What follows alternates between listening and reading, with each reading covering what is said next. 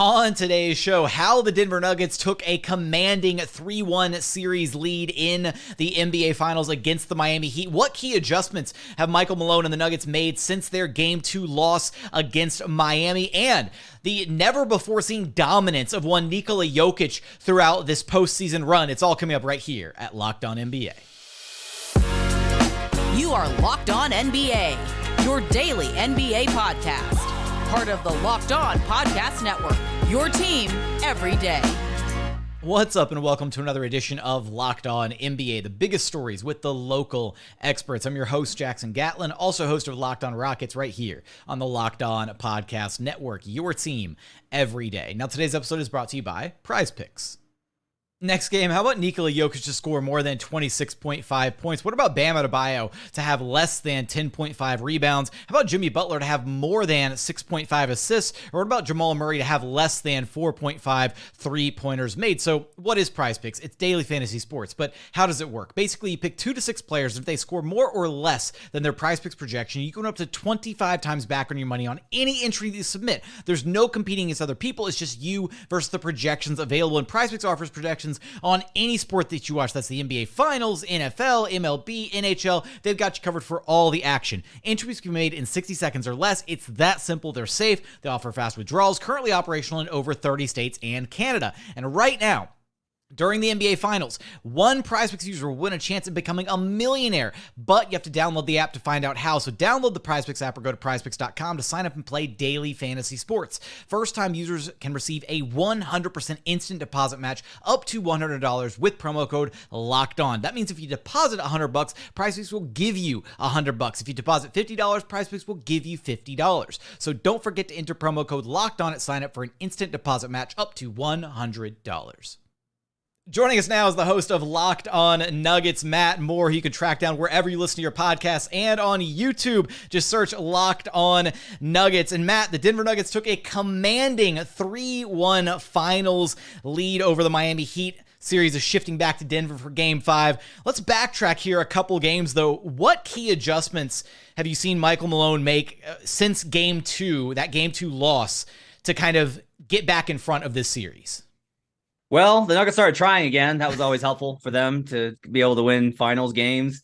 Look, they were pretty visibly upset, and you can tell, I think, having covered the team as long as I have, you do get a sense for what their approach is. And you, as much as pressers are sometimes not indicative of where guys are at because they're just saying things just to say them, in the finals, I think you can kind of read between the lines a little bit. And Denver felt very much that Game 2 was about their lack of focus, their lack of effort, their lack of discipline to the game plan. And they fixed all those things in Miami in games 3 and 4.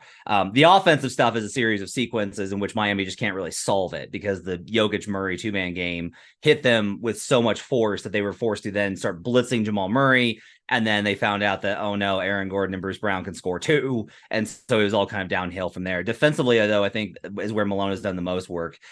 Really keying in and saying, like, look, we're going to give up shots to Jimmy Butler and Bam Adebayo, but we're only going to give up these shots. We're going to give up short range jumpers, and they're going to hit them about 50% clip, but it's only going to get them to 1 point per possession.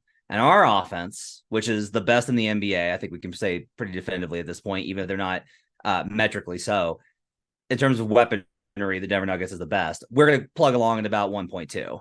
And that gap between 120 points per 100 possessions and 100 is massive. And it's why in the series, the pace has been so low. Everyone's like, well, the Heat were there. It was single digits. They could have, if you take pace out of this has been a much more commanding and dominating performance from Denver. So a lot of this, I think, is about how they have managed to solve the Heat challenges. The Heat had to throw a bunch of junk at Denver because they're so outmatched in this series.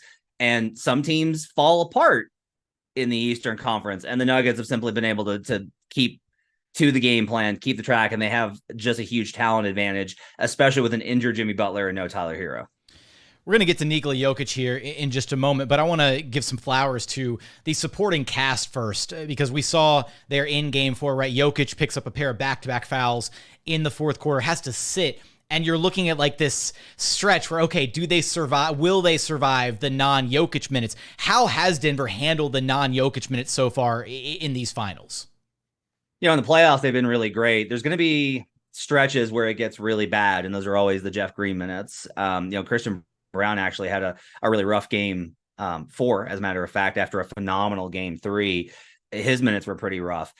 Really what it became about was, can you mitigate the damage? And in the regular season, when the backups are playing more minutes and you're not staggering as many starters, it got worse. And that's really been the solution. Like, there's no complicated adjustment that they've made to figure out the bench.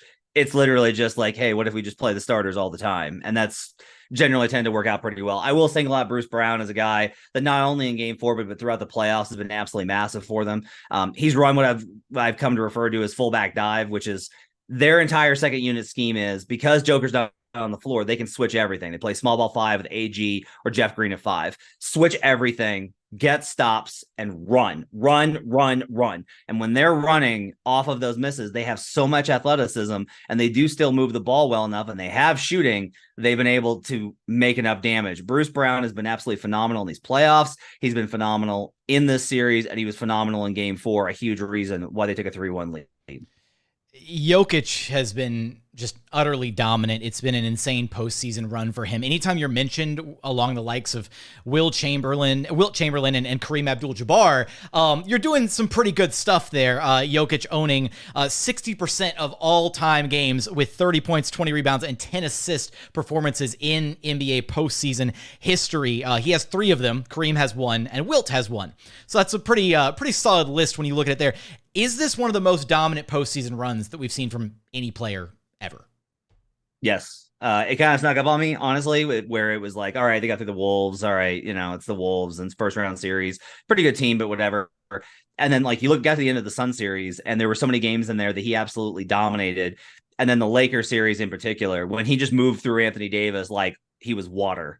That was where I really was like, we're watching something that's entirely on another level. And now you get here, and you kind of keep waiting for that series where it was like, all right, well, yeah, he's been good, but there will be a series where maybe he's not as good, where he looks a little bit mortal, and and it kind of, it looked like it was maybe going to happen there in game 2 for a moment where he didn't necessarily look mortal because he dropped 40, but they might have, figured something out with, the zoning and kind of taking away the playmaking, and then it didn't matter. Yeah, and the thing with him, and then this is really important, I think, for anybody that follows the NBA to understand, is that there are absolutely dominant players in this league. There are phenomenal talents in this league. Some of them have won an MVP, say, I don't know, this year. The problem is that those guys don't have the ability to shape the game. Those guys don't have the ability to where they can do what they do. The difference is with Nikola Jokic, he can do everything.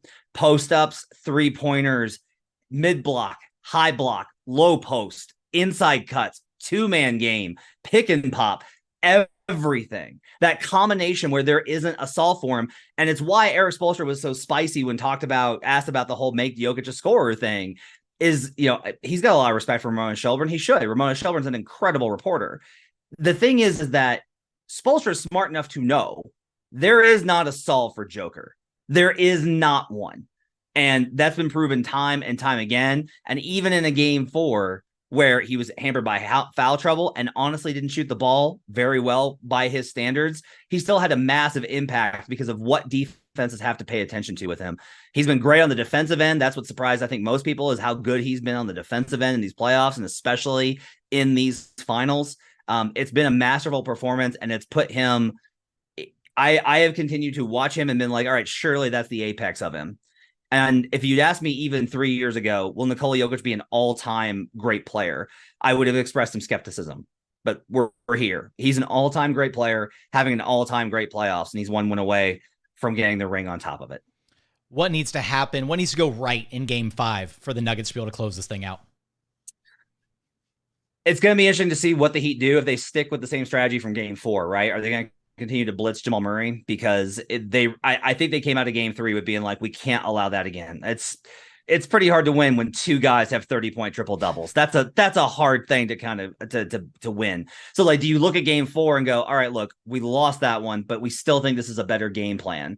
Do they go all offense and put Duncan Robinson in the starting unit, play Kyle Lowry more, try and get to more of these offensive units? Because that's one of their biggest problems. They're not getting stops. And on top of it, they're playing defensive lineups that can't score. So do they shift in that direction?